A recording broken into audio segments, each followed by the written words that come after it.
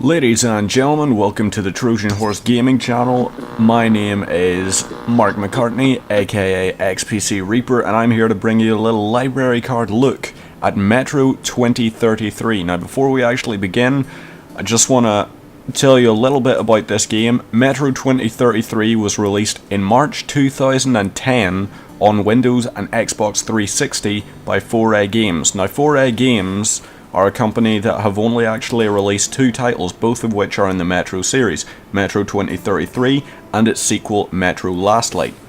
However, the game was published by Deep Silver, who are best known for publishing the Dead Island series and the Saints Row 4 game, as well as publishing Stalker Clear Sky, which was the second in the Stalker series. Now, the Stalker series you might think is a little bit familiar. It's a post-apocalyptic Ukrainian thing. This here is post-apocalyptic Russian metro system. You're probably thinking, well, those ideas are slightly similar. I wonder who all was involved with it. Well, let me tell you a little bit about 4A Games. They were actually founded by a group of employees who worked for GSC Game World. GSC Game World, of course, are the company that have made the Stalker series. Now, upon release, the game received primarily positive reviews, around 70% and upwards, despite the fact that the PC version on launch had significant frame dropping and poor optimization. However, that wasn't enough to actually stop people looking at the storyline of it and thinking, this is absolutely fantastic. We're going to go into the options menu here, and I'm just going to show you a little about it. When you go into sound, of course, you've just got master volume and you have your music volume. I have these preset for my system. Then, of course, when you go into games, you can adjust your crosshair, fast weapon switch, subtitles. Subtitles I'm actually just going to switch on. Advanced physics I am also going to switch on. Laser crosshair, yes. Now, you're probably thinking crosshair, I've got it enabled. Why won't I see this in a minute? Because I've actually started playing on... what difficulty? It was Ranger mode hardcore, I believe, which removes it. Of course, when you go into this here movement, you've got fully rebindable keys, and of course you've got all your possible things you could possibly want. Crouch toggle, you know what, I'm gonna bind crouch toggle to control, and I'm gonna keep it like that, because I prefer having the ability to toggle between the two. You've got that there. It's nice having the ability to rebind your keys. Of course, mouse, you can adjust the sensitivity of it and your invert y-axis if you happen to prefer playing that way. Now, when we go into video settings, you're probably looking at this. Now, what does all this mean, Mark? What does it all possibly mean? Well, when you go into this here, of course, DirectX 11 options, you have advanced depth of field and tessellation. Both of those are exclusive to DirectX 11. Then you've got your resolution. You can adjust that, of course, that will just affect the resolution of the game. Then you've got quality. Now, at the moment, for some reason I had it on high, but I'm going to put it up to very high. You've got AAA anti-aliasing, or you can go for 4 times multi-simple anti-aliasing. I'm going to keep it on AAA. Actually, no. Let's go for multi-simple 4 times. You've got 16x anisotropic filtering on textures. You can adjust your gamma. And this right here down it's a nice little thing because it actually shows you all of it. There's not a way to customize it, but it shows you what all you've got selected anyway. It shows you, say if I take this from very high down, you can see some of those settings have changed, but I'm going to keep it on very high. Now, of course, very high, this is quite a demanding one, if I'm perfectly honest. Very high is an extremely demanding setting. You've got, I like this here, it's an actual animated menu. If I go over there, those guys say, hey guys, you wanting to quit? But that's not what I'm wanting to do. I'm wanting to click the continue button. Now, I'm probably about 1 hour and... Actually, let's have a look. I've got 56 minutes in total. So that's 1 hour's worth of playtime. Now, I cannot for the life of me remember where I am in this. Oh, I remember it now. I remember now. So I'm gonna put on my flashlight. Yes, that seems about right. Those guys are not happy with my existence. Right, shit. Bandage. I forget what the bandage key was. Okay. Fortunately, when you see your screen going like that, it doesn't actually mean, hey, you're completely screwed. What it does mean is you're getting close to being completely screwed. There is no bleeding system in this here. However, when you're playing on this Ranger mode hardcore, enemies go down extremely easily, but you do the exact same, which is pretty unfortunate. You'll notice that there, I can take the bullets out of weapons without actually lifting the weapons itself, which is a nice little thing I enjoy. And it's got this, everything in it has this sort of scavenged or put together feel to it. You do get some military grade weapons and you're going to be sitting there thinking, these look absolutely fantastic, these are quite clearly more powerful, and they are. But the majority of the time you won't have access to them. But every weapon you use, you can pick up that weapon from an enemy if you kill them. Every weapon that an enemy is using, even if they're about to throw a grenade at you and you kill them before they've lit the fuse, that sort of, you can actually pick up that weapon and you can take it with you, which is quite a nice thing. Of course, I apologise there, I spoke over some of the voice acting. Voice acting in this game is tremendous. So here's the plan. I'll keep you covered and you watch my back. If we work together, we'll make it. But don't play hero boy. I'm in no mood to get killed today. Now that there, you're probably listening and you were like, it's not the greatest I've ever heard. But it's not the worst. It's far from the worst. Some characters in this game are tremendously well done. Oh, I better press G to put on my gas mask. That's one little thing you're probably going to notice on and on about this game. You've got your little map thing, and then of course you've got the button. I can hold G and that will remove my gas mask. But in areas like this, that's not a smart idea. I don't know what he's firing at, and I'm kind of scared because I don't know. Oh, that's what he's firing at.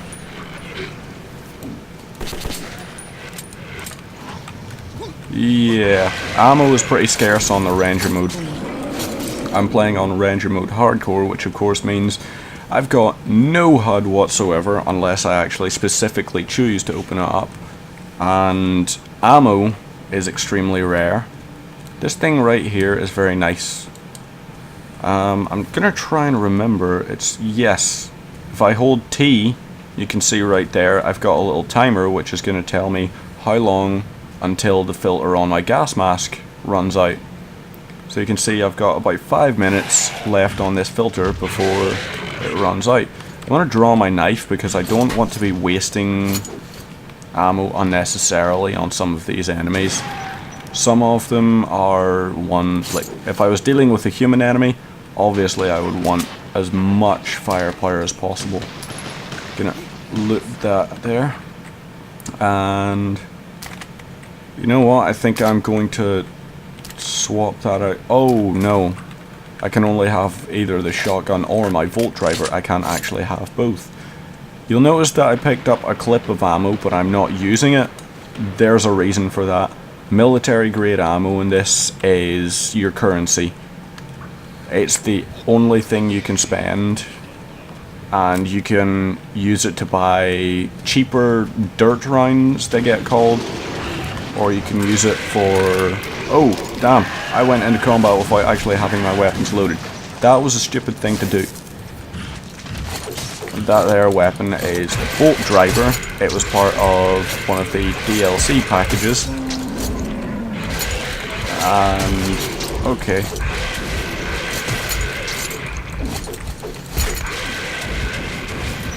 I forget what my medkit key is, but fortunately I'm decent enough in melee combat. And of course, if I were to say to you that guy there helped out, that would not be a lie.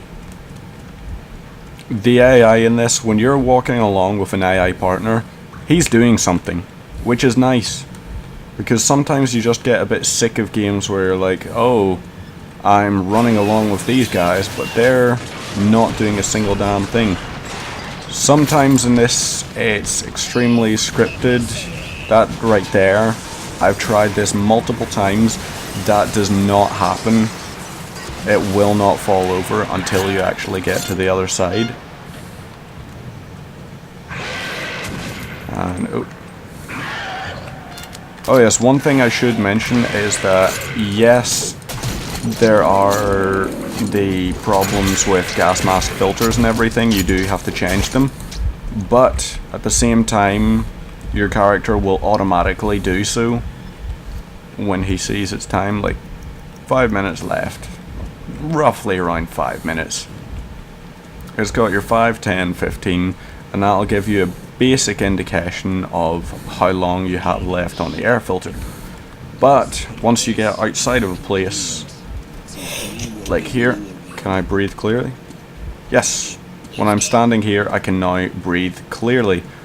And that means I'm not going to be wasting my gas mask filters, which is always nice. I'm not a big fan of waste when it comes to stuff which is going to actually keep me alive. I'm sure you can all understand that. Oh, time to put my gas mask on. Oh, whoa. I actually just noticed that enemy right there. And you know what? I think maybe I'm going to jump over that tripwire. Ah, damn, they spotted the tripwire too. They're going to jump over it as well. Okay, now I think that's the end of that little bit. Market It should station be. was just a little further, but Bourbon warned me that our path went through the lost catacombs. That right there, that's a little snippet of what your character sounds like.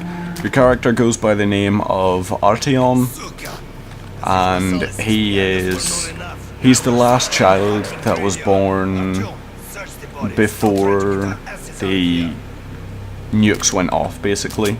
I think there's a canon name for it that they actually refer to.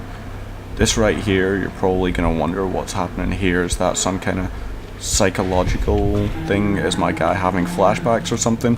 Not flashbacks, it's just sometimes throughout the course of the game you will get these hallucinations which are story oriented. Now, this is only 56 minutes into the game, so it's not that much of a spoiler, to be honest. Of course, you've got that there. Key, stay away from that. The most important thing is to not go into the big red light, which is probably going to kill you. Now, I could take that Magnum, but if you look at it, that Magnum doesn't have a silencer.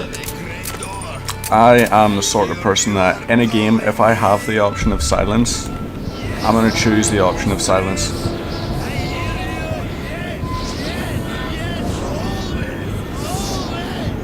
He's going a little bit crazy because of the thing. Sometimes in this game there are sort of supernatural things. For instance, there's a point where you go through a tunnel which is full of essentially ghosts. I say essentially ghosts, they actually are just ghosts.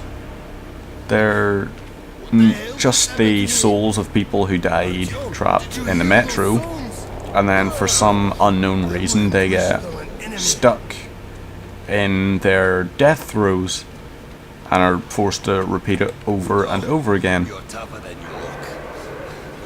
Now, you can see that guy over there.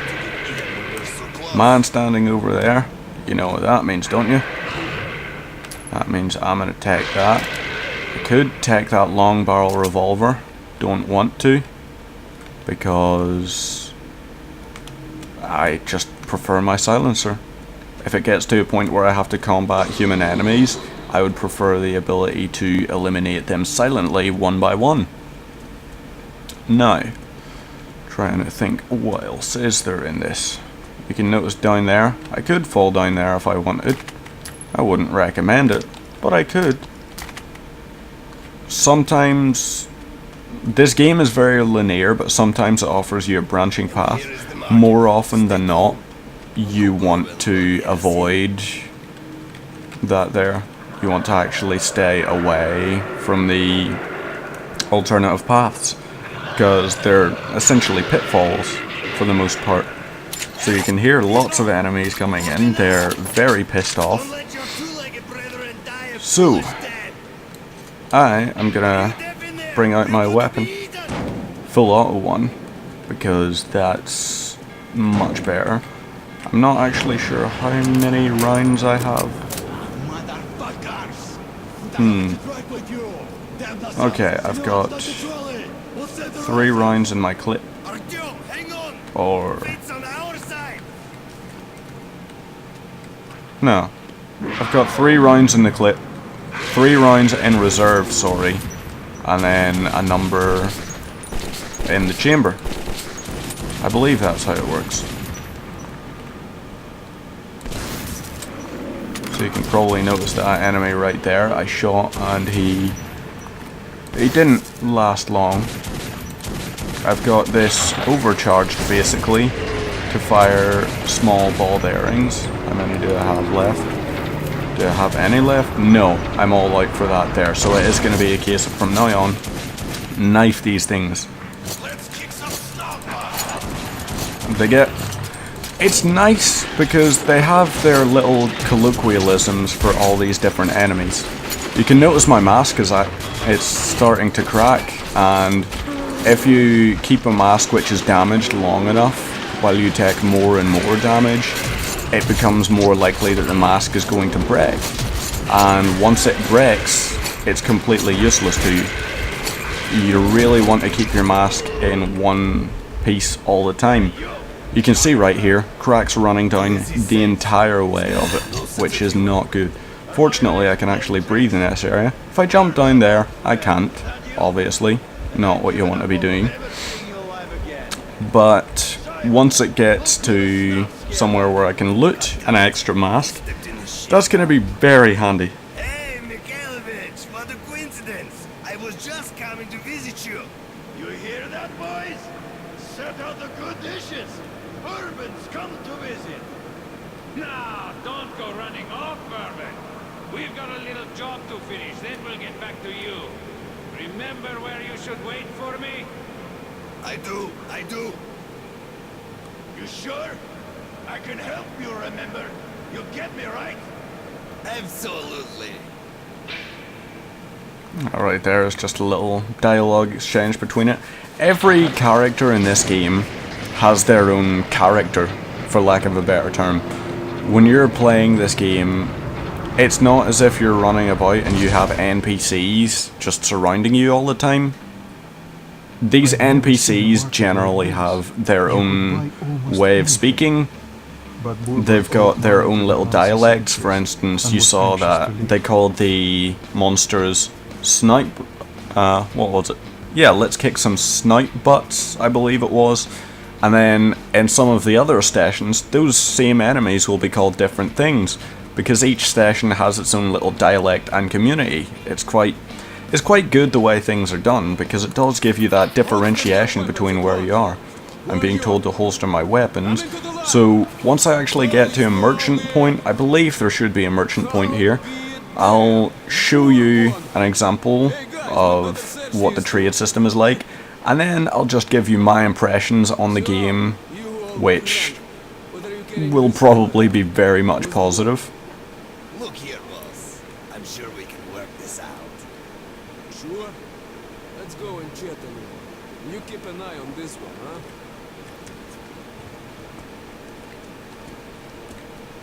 Don't move! So these guys, of course, have been told, yep, don't move, stand still, all that there. If I turn around, it's quite nice because when it says don't move, it means be still. And some games are just like, hey, don't move, you need to stand perfectly still for this part. But then you're not standing perfectly still, they've just got a bunch of people who are actually... they're not paying attention to you for some reason. You can spin around on the spot. You could probably start doing a little dance and they really wouldn't mind. Whereas in this one, if they tell you to stand still, you stand still. That's nice too. That right there. When I walk into the cloth, it moves. It's not fantastically. Actually, looking at it, it is quite reasonable texture quality and everything. When you look at all little things, a lot of it does have good texture quality. These guys are just sleeping. You've got all of these people. These stations, by the way, are people's homes after the nuclear war. Everyone lives in an underground station that can actually get to an underground station. Nobody survived on the surface because up there it's a barren wasteland. You can't even breathe properly. You've got little children graffitiing the walls. And then, of course, there's a point right at the very start of the game. There's a child who says he can take you to where you want to go. He can show you the way for only 1 military grade bullet. So he's just like, hey, I'm going to show you where you want to go if you pay me. Or if you're familiar with the game or choose not to because you want to save that extra bullet, you can do that perfectly fine. Now, we should be coming up on a little market point, ideally. Oh. Yep, that guy right there. Didn't actually notice. Oh, it was his bullets, that's why I didn't notice. The guy that just sat down, I lifted his money, essentially. These guys here probably are not going to let me buy that big heavy machine gun. I wish they would, but they won't. These marketplaces, quite often, you will hear lots of things about them. Sometimes, if you stay, you can hear lots of different pieces of information about them. Those guys there are... That guy there, you can't actually buy anything from him, but he's essentially a weaponsmith sort of person. Now, where am I looking? Ah, here is my ammo vendor. So, I can select the sort of ones I want. Do I want 44 Magnum rounds? I could get 44s. For 1 military grade bullet, I think I'm actually gonna buy, yeah. I'm gonna buy some of those. I've got, yes, definitely, I'm going to buy about 40 of those. For the fully auto weapons, the prices are not that good, and the fully auto weapons generally don't do as much damage as they really ought to. So I'm just going to buy some more there. Now, let's have a look. You can see there, with your trade-in, your cost will be. That right there is... It's quite nice. I could trade in my Volt Driver for the TR, which is a pneumatic sniper rifle. By pneumatic, it doesn't just mean, hey, this here is actually... It's gonna cost you this much for a recharge or something. No, with all of your weapons that are pneumatic or electricity driven, you have to actually use the hand cranks on it, or use your own personal little charger to generate friction, which is going to actually power up that weapon. And things like the TR with scope there, you're probably thinking, well, that's essentially just firing tiny little ball bearings from a pneumatic weapon. What damage is that going to do? You can overcharge it so that it's firing those things at the same velocity as a bullet, which is absolutely fantastic. Since I've got the Volt Driver, it is very much OP. There is no question about it, but it's a DLC one. It originally wasn't available apart from on DLC. Sticky grenade, those are kind of nice. Nails on the outside, so that would be very painful for someone. You've got grenades, you've got throwing knives, new filter for a gas mask. How many of those do I actually have? I can't remember how many I have for all of my equipment. I've got 3 filters, which should do me. Yeah, it should actually do me. Oh yeah. You can see right here, I've got my own little shell casing lighter, which is an absolutely fantastic thing. You can left click to switch it on, or you can keep it off. You can switch on your flashlight, or if you want to sneak about and be a little more sneaky, you can just light your way with your lighter. sometimes when you're in a very dark area, you're not going to be able to see the compass and see where you're going unless you go, yeah, fair enough, that's shiny, I could go that way, that's pointing me north, but which way am I meant to go? Am I meant to go west? And then this, when you light it up, you can actually read the bearings on everything, which is very nice. I find that to be a very nice little touch to the game. So, of course, I've probably shown you enough of the gameplay of this. I'm hoping that when you watch this, you're going to be a little more informed about the game. You're probably going to think, I appreciate this game's art style, I appreciate its plotline, the sort of post-apocalyptic metro system in Russia. Maybe you like the voice acting, maybe you like the graphics, maybe you don't like the look of any of it at all. Personally, for me, this is a game, since I'm very much into post-apocalyptic games such as Fallout, this one, while it's more linear, obviously, than Fallout, I thought the plotline behind everything, from the whole nuclear background of everything, the surface is just completely gone, you can't even go out there without a gas mask, that real bleakness to everything, I liked that as an aspect of it. And then, of course, the gameplay and all. I particularly enjoy the gameplay because it gives you a multitude of different ways to approach things. You can run up with your loud revolver, put a round into someone's head, but then his buddies are going to be able to hear it. But even if you're using a silenced pistol, they can still hear it if you're close enough to things, so you really need to consider things from a tactical approach, specifically when you're playing on hardcore. If you play on Ranger mode hardcore, you really need to be careful about things, otherwise you can die God knows how many times. Before I actually recorded this video, I've got so many deaths off screen. It's honestly a pretty bad show. I think if you were to get an achievement for being really bad at a game, I would probably have it in this one. But that is Metro 2033. The game is available on Steam. You possibly can pick it up DRM free. It's available on Windows, PC and Xbox 360. Developed by 4A Games, of course, published by Deep Silver. It's available for £9.99 in the UK. Or, if you purchase it as part of the Metro franchise pack, which includes the game, its sequel Metro Last Light, as well as the Ranger mode and RPK DLC for Last Light, that is going to cost you a total of $34.99, I believe.